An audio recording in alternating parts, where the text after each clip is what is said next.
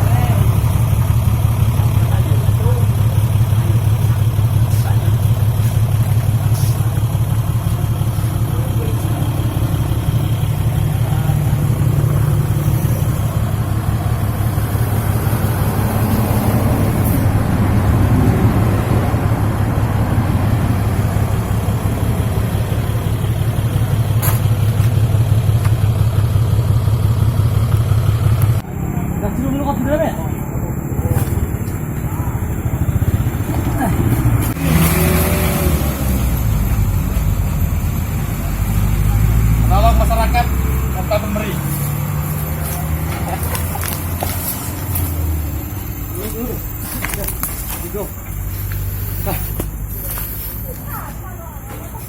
Hai.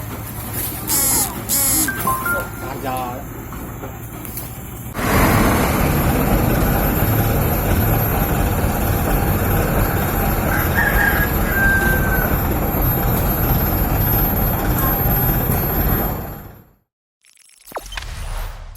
Jangan lupa subscribe, share, komen, dan like ya.